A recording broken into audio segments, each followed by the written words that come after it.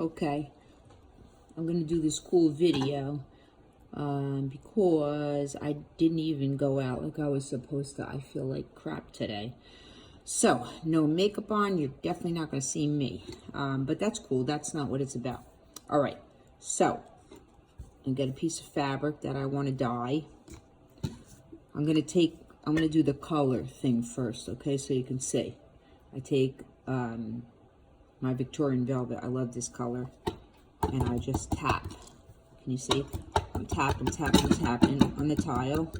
So there's color all over. It's like sporadic. Then I just take my spritzer and just spritz it a little. So it's kind of just wet and inky. I don't touch it, I just add the water.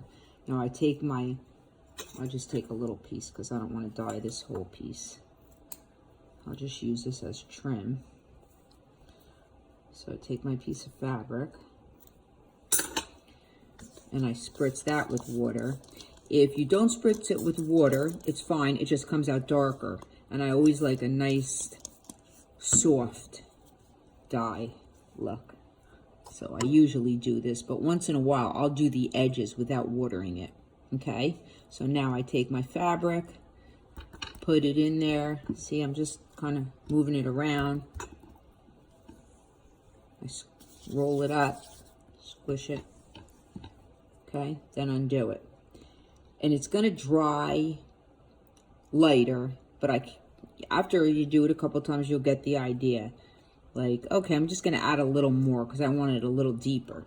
So I just add a little more ink. I'm not gonna add any more water. There's water on the tile already because I want it a little deeper. I'm not gonna add any more water to my fabric because it's nice and wet. So I'm just patting it, turning it around, patting it, rubbing all the ink off the tile into the fabric, roll it up, you know, or you can squish it, whatever. And I like that. I like it. It's like a pinky nude now because I started with ivory.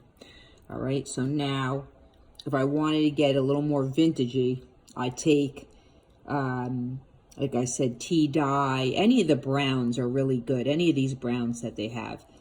Gathered Twig is my favorite. It's like a taupey brown. The tea is a little more orangey brown, but you know, has its purpose.